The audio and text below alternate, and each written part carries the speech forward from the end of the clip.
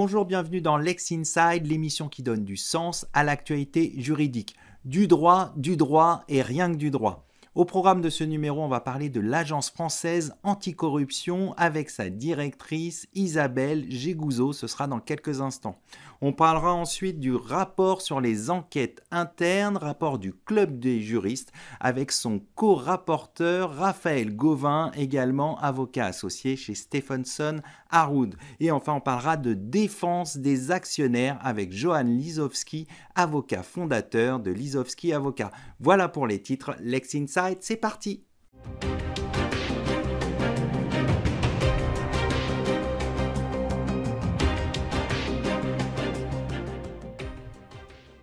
On commence tout de suite ce Lex Inside et on va parler de l'Agence française anticorruption avec sa directrice Isabelle Gégouzeau. Isabelle Gégouzeau, bonjour. Bonjour.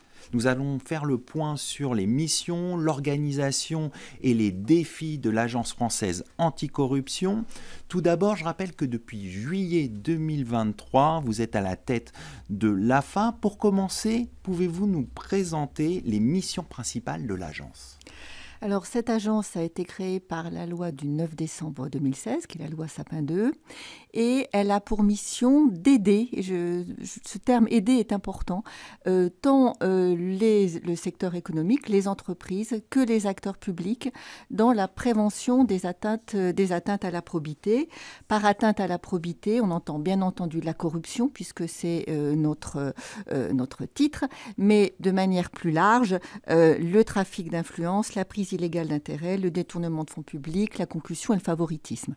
Donc ce sont ces infractions qui constituent le sujet sur lequel nous travaillons. Globalement, on parle souvent de corruption ou d'atteinte à la probité au sens large.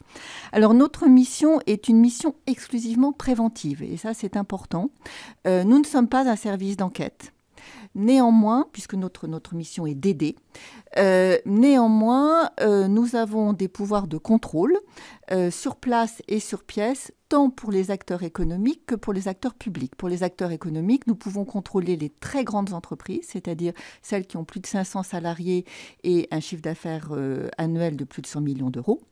Et nous pouvons aller vérifier, non pas s'il y a de la corruption, mais si les dispositifs de prévention et de détection exigés par la loi Sapin II ont bien été mis en place. Et nous avons également des pouvoirs de sanction, puisque nous avons une commission des sanctions qui peut sanctionner les entreprises qui n'auraient pas fait correctement leur travail. Alors, donc, notre mission est véritablement une mission qui vise à prévenir la corruption, mais évidemment, si à l'occasion de contrôle, notamment d'un acteur public ou d'un acteur économique, nous découvrons des faits de corruption, nous les signalons au procureur de la République. Donc, parmi nos missions aussi, et ça je pense que c'est important, ce n'est pas toujours très connu, nous sommes autorité externe de signalement, c'est-à-dire que nous pouvons recevoir, et nous recevons, des signalements sur des faits de corruption ou sur la qualité des dispositifs qui sont mis en place ici ou là, et nous en recevons beaucoup, je dirais de plus en plus, puisque, pour vous donner quelques chiffres, en 2023, nous en avons à peu près reçu 400 dans l'année, le double en 2024, et là, depuis le début de l'année, nous avons largement dépasser les 1000. Donc nous recevons de plus en plus de signalements. Dans ces signalements, il y a des choses que nous pouvons exploiter, d'autres pas. Mais il est possible de nous dénoncer des faits et nous pouvons aussi protéger l'anonymat de ceux qui nous les déclarent. Mais évidemment, nous contrôlons et nous les traitons toujours et nous y sommes attentifs. Alors vous venez de parler des missions. On va s'intéresser maintenant à l'organisation de l'AFA. Quelles sont les grandes nouveautés en matière d'organisation ? Alors, depuis le 1er décembre dernier, l'AFA s'est réorganisée autour de ces deux grands champs d'activité, les acteurs économiques d'un côté et les acteurs publics de l'autre. Pourquoi ? Parce qu'au bout de 8 ans, nous avons contrôlé un certain nombre d'entreprises et d'entités publiques. Et de ce fait, nous avons un peu une expérience à travers nos contrôles. Et je souhaitais que notre activité de conseil, puisque nous avons à la fois une activité de conseil et une activité de contrôle, Je souhaitais que notre activité de conseil profite plus de ce que nous voyons dans nos contrôles, qu'il s'agisse de bonnes pratiques mises en place par des acteurs économiques ou par des acteurs publics, on en a repéré un certain nombre, ou qu'il s'agisse au contraire de difficultés rencontrées. Les acteurs économiques et les acteurs publics n'agissent pas dans le même cadre juridique, notamment les acteurs publics doivent respecter d'autres types de règles, les codes des marchés publics, la fonction publique, alors que les acteurs économiques, en particulier les grands, sont soumis à des obligations beaucoup plus strictes au titre de la loi Sapin 2. Donc, c'est des choses un petit peu différentes. Donc, nous nous sommes réorganisés pour en tenir compte. Au sein des acteurs économiques, notamment, j'ai maintenu la différence entre conseil et contrôle, mais j'ai aussi créé un groupe particulier pour suivre les CJIP, c'est-à-dire les conventions judiciaires d'intérêt public, dans lesquelles qui sont des transactions que le parquet peut... appelle parfois la justice négociée. C'est ça, la négociation avec les entreprises. Et les entreprises peuvent être soumises à un programme de mise en conformité sous le contrôle de l'AFA. J'ai souhaité que l'AFA s'implique plus dans ces programmes de mise en conformité, qu'on les réinternalise pour partie. Et donc, j'ai créé aussi une partie pour les CJIP. Et puis, dans cette réorganisation, nous avons créé aussi quelques fonctions horizontales. J'ai parlé des alertes tout à l'heure, mais aussi un observatoire. La corruption... c'est compliqué de travailler sur la corruption parce que la corruption est par définition cachée. Donc, on travaille sur un sujet qui n'est pas palpable et qui est difficile à appréhender. Donc, cet observatoire a pour objectif d'essayer d'objectiver le phénomène.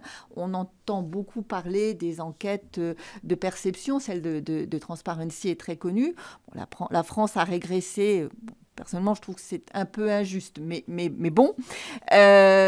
Et donc, au-delà de cette perception qui est forcément subjective, nous voulons objectiver le phénomène et nous récupérons toutes les décisions de justice sur ce sujet. Nous les analysons, nous en mettons une partie à disposition. D'ailleurs, nous avons publié une partie des décisions.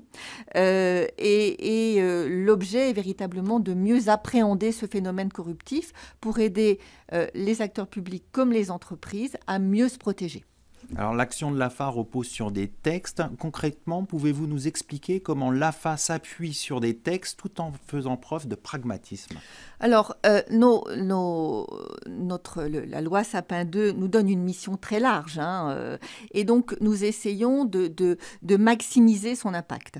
Donc, nous travaillons bien entendu avec les acteurs économiques dans une fonction de conseil déjà, que nous faisons toujours de manière très partenariale. Nous travaillons de manière très étroite avec le secteur économique, avec le MEDEF, avec la FEP, avec des secteurs précis. Je vais rencontrer le secteur aéronautique, le secteur bancaire, le secteur pharmaceutique, pour les aider à se protéger. Et nous publions des guides régulièrement. Alors, parmi les guides que nous connaissons bien, il y a le guide sur les cadeaux et les invitations. Tout ça est en ligne et absolument gratuit sur notre site, donc les entreprises peuvent s'y référer. Nous avons aussi fait des podcasts pour aider les entreprises à mettre en place des dispositifs de prévention des atteintes à la probité.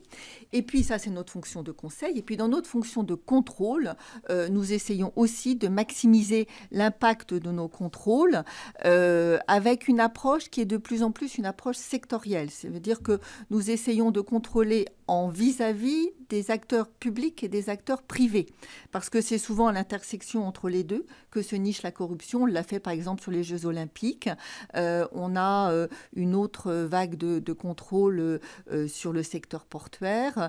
On va lancer, je l'ai annoncé, une vague de contrôle sur le secteur de la santé en vis-à-vis acteurs économiques et acteurs publics pour vérifier pour aider, en fait, pour comprendre le fonctionnement d'un secteur, voir où sont ses risques et aider les acteurs à mieux se protéger. L'idée, c'est de la prévention d'abord pour aider les différents acteurs? Alors, la prévention pour aider les différents acteurs. Après, nous avons aussi une commission des sanctions lorsque les acteurs n'ont pas respecté leurs obligations. Elle s'est peu réunie d'ici là. Mon intention est quand même de la réveiller si certains acteurs économiques ne font pas leur travail. On va conclure là-dessus. Merci Isabelle Gégouzeau. Je vous rappelle que vous êtes directrice de l'Agence française anticorruption. Merci beaucoup. Tout de suite, l'émission continue. On va parler du rapport du Club des juristes sur les enquêtes internes.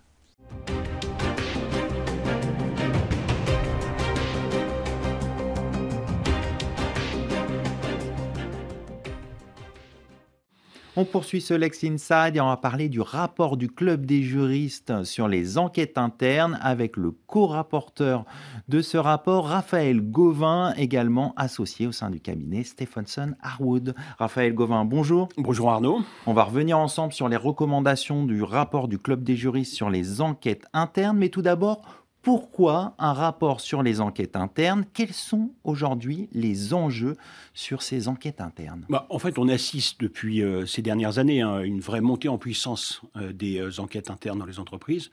C'est dû essentiellement au fait, les différentes législations qui sont intervenues, notamment Sapin 2, le choc de la compliance en 2015, et puis surtout, en 2021, la loi sur les lanceurs d'alerte. Et donc, on assiste, il y a eu une montée en puissance des alertes au sein des entreprises. Et donc, assez mécaniquement, il y a un recours de plus en plus fort aux enquêtes internes dans le cadre des entreprises. Et donc, il y a un besoin. Le cadre juridique aujourd'hui, il est donné pour l'essentiel par la jurisprudence. Il y a de plus en plus de jurisprudence qui interviennent sur la question.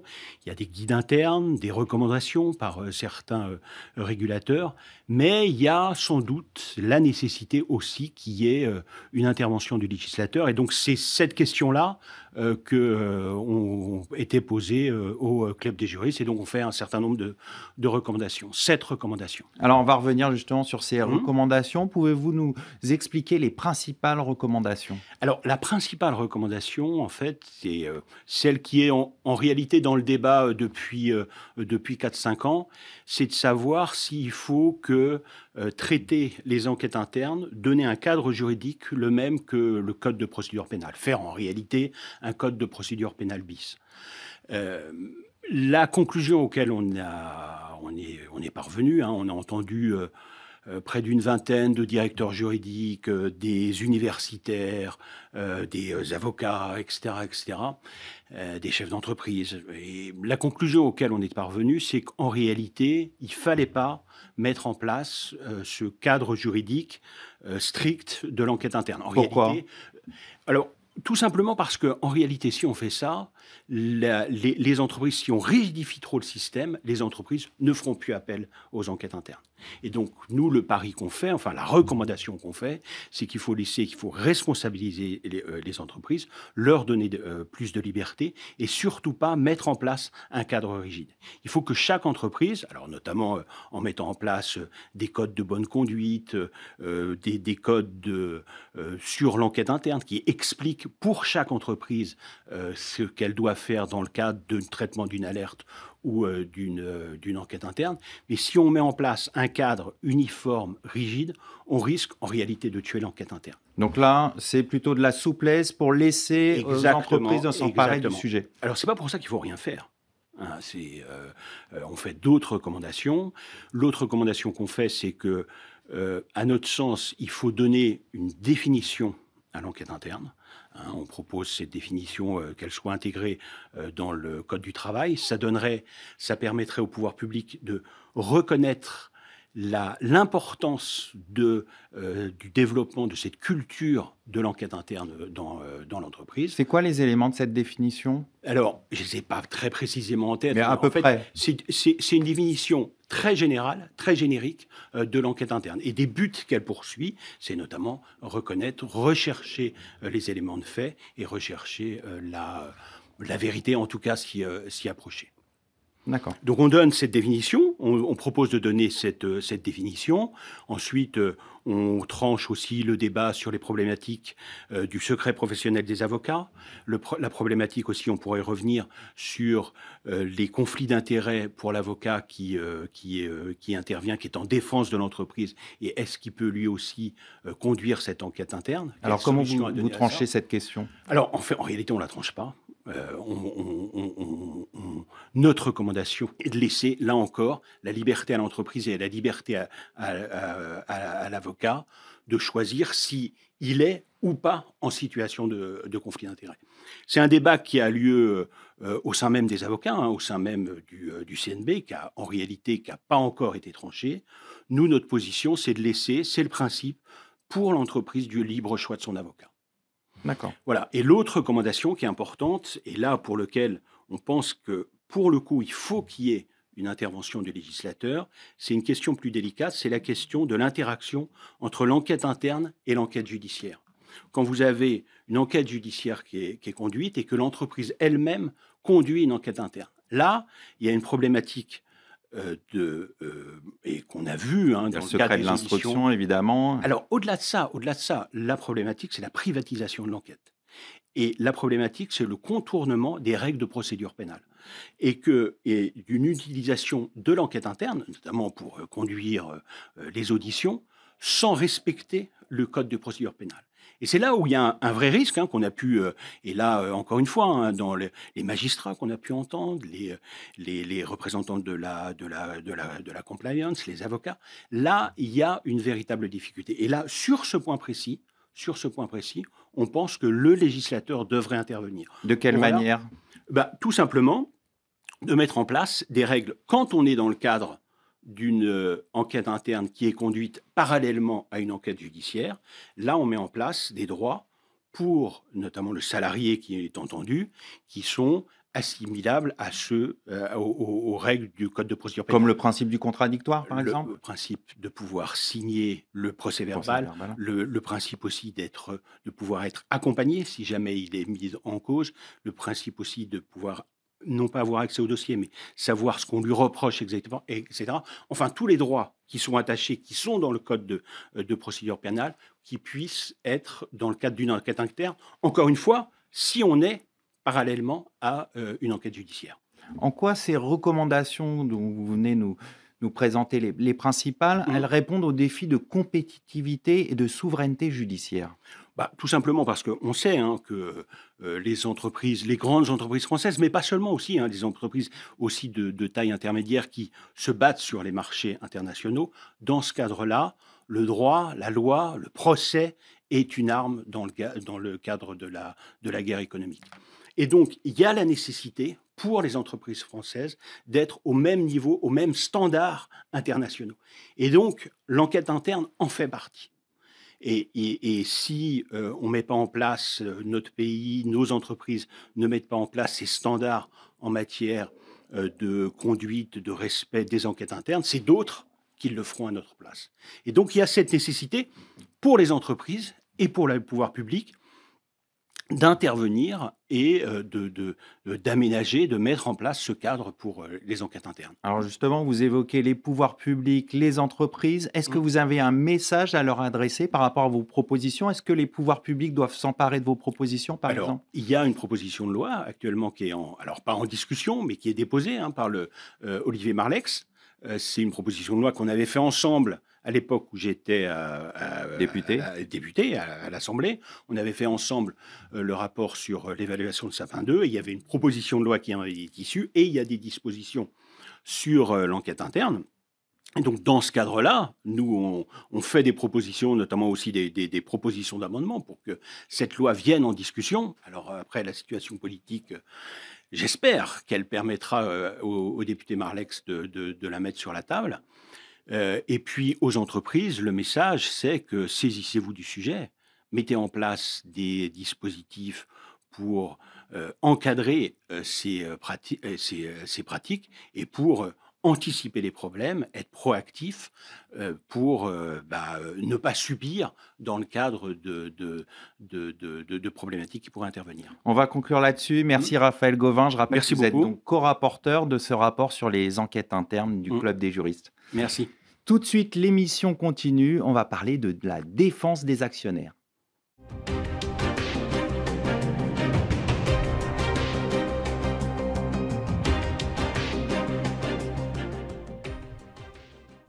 On poursuit ce Lex Inside, on va parler défense des actionnaires avec mon invité Johan Lisowski, avocat fondateur du cabinet Lisowski Avocat. Johan, bonjour. Bonjour Arnaud. On va décrypter ensemble les moyens de défense des actionnaires. Tout d'abord, quels sont les principaux recours dont disposent les actionnaires lorsqu'ils estiment avoir été victimes d'informations trompeuses ou de pratiques préjudiciables? Alors, il y a principalement deux recours, Arnaud. Vous avez une procédure pénale. Pour diffusion d'informations trompeuses, vous pouvez effectivement déposer une plainte. Mais notre cabinet s'oriente vers un autre système qui est en fait des procédures civiles, qui sont beaucoup plus simples à mettre en place. Et il ne faut jamais oublier que dans le cas des procédures civiles, c'est l'avocat qui est maître du temps, maître des horloges. Donc, depuis quelques années, nous unissions des procédures civiles sérielles, comme on dit, avec entre 15 et une centaine de personnes à peu près, contre des sociétés cotées, contre des dirigeants pour diffusion d'informations trompeuses. Alors on comprend que l'action collective peut être un dispositif clé pour la protection des actionnaires. Concrètement, comment ça fonctionne une action collective d'actionnaires en France et les étapes clés? Absolument Arnaud. Alors les étapes clés, c'est toujours la même chose. Moi j'ai un actionnaire qui me contacte, qui me dit qu'il y a des problèmes d'information trompeuse dans sa société. Il revient me voir un mois après avec un groupe d'une trentaine, 50, 60, 100 personnes. Et comment ça fonctionne? Eh bien, nous allons donc devant des tribunaux civils et nous fonctionnons. Alors, on peut appeler ça comme c'est une class action à la française d'une certaine manière. C'est-à-dire que tous les actionnaires se retrouvent sur la même assignation parce qu'ils ont subi tous le même préjudice. D'accord. Donc, on peut, sous certains aspects, considérer qu'il s'agit d'une... Alors évidemment, il y a des différences de niveau et de degré par rapport aux États-Unis, mais on peut appeler ça, pourquoi pas, une class action à la française. Pour aller plus loin, c'est quoi les avantages et les limites de ces actions? Alors les avantages, ils sont nombreux. L'avantage, alors comme je vous le disais, on est donc devant une procédure, devant des juges civils. Donc c'est moi qui fixe les règles du jeu. Il n'y a pas de procureur, il n'y a pas de juge de l'instruction, donc c'est beaucoup plus simple. Et il y a aussi un gros avantage pour les actionnaires, c'est de mutualiser les honoraires entre eux. Ces procédures sont très longues. Est-ce que c'est coûteux? Alors, ça dépend du nombre d'actionnaires, Arnaud. Vous avez, si effectivement il y a 15 actionnaires, ça coûte un prix. En revanche, plus il y a d'actionnaires et le montant des honoraires fixes sera bas. Voilà. Et donc ça, c'est principalement un intérêt que recherchent les actionnaires dans le cadre de nos procédures. Voilà. Est-ce qu'il y a des inconvénients? Alors, j'en vois peu. Encore une fois, il n'y a que des avantages dans ce type de procédure. J'ai la main sur la procédure. Les actionnaires les honoraires sont peu élevés pour les actionnaires. Les inconvénients dans ce type de procédure, c'est qu'on se heurte à des manœuvres dilatoires des parties adverses. De quel type? Qui soulèvent des incidents. Par exemple, on va souvent devant des tribunaux de commerce et on a des actionnaires, les avocats des sociétés que nous attaquons qui disent qu'il y a une incompétence du tribunal de commerce en la matière puisque l'information trompeuse est un domaine réservé exclusivement au domaine pénal, alors que non, pas du tout. Et ça, les gens ont du mal à le comprendre. On peut aller devant des juridictions civiles lorsqu'une société cotée diffuse des fausses informations. Voilà. Et alors, je rajoute ce point. À chaque fois qu'on a eu un incident qui nous a été opposé par par le confrère des personnes que nous attaquions, nous avons toujours gagné. Alors ça ralentit un peu la procédure, Arnaud, mais au final, vous arrivez à vos fins. Exactement, et on peut se targuer au cabinet. Aujourd'hui, au jour où je vous parle, on a gagné absolument tous nos procès. Voilà. Alors, malgré tout, vous avez parlé des incidents d'instance. Est-ce qu'il y a d'autres difficultés dans la défense des actionnaires ? Alors, il n'y a a priori aucune difficulté dans la défense des actionnaires, pour peu que le fond du dossier soit sérieux. C'est-à-dire que, ça veut dire quoi, un dossier c'est-à-dire sérieux ? que avant d'aller sur un dossier, on fait des analyses très poussées. Nous faisons des analyses, des études, des notes, et on commence à avoir l'habitude pour noter et déterminer les informations trompeuses sur tous nos dossiers. À partir de là, moi, je transmets cette note au groupe d'actionnaires et les actionnaires décident d'y aller. Et ensuite, après, effectivement, il y a des problèmes un peu matériels comme les honoraires. Mais tout ça, à partir du moment où le dossier est solide, j'emporte la conviction et l'adhésion de mes clients. Alors, on comprend que l'accompagnement par un avocat spécialiste comme vous de la défense des actionnaires est clé dans ce type de dossier. Concrètement, c'est quoi votre rôle ? Alors, mon rôle, c'est tout d'abord, évidemment, le rôle de l'avocat, c'est-à-dire écrire l'assignation et les points de droit. Mais il y a un rôle aussi humain et de fédérateur pour ce groupe d'actionnaires, qui peut être, je vous le rappelle, on a gagné un procès en 2023, en novembre 2023, Arnaud, et on avait 120 actionnaires sur le coup.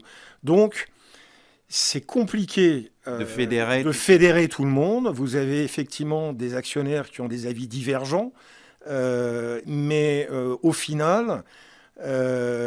finalement, quand vous avez les bons arguments, vous emportez toujours l'adhésion du groupe d'actionnaires. Et évidemment, vous avez certains qui sont jamais d'accord, comme dans tous les groupes. Bien sûr. Eh bien, à ce moment-là, la majorité l'emporte. Pour finir, est-ce qu'il y a des évolutions qui seraient souhaitables, tant au point de vue législatif, du cadre juridique, que de la jurisprudence ? Alors, sans être imbu de ma personne, nous, au cabinet, on contribue à créer la jurisprudence. Depuis 3 ans, on a eu 4 décisions positives. Il y avait très peu d'actions avant comme ça.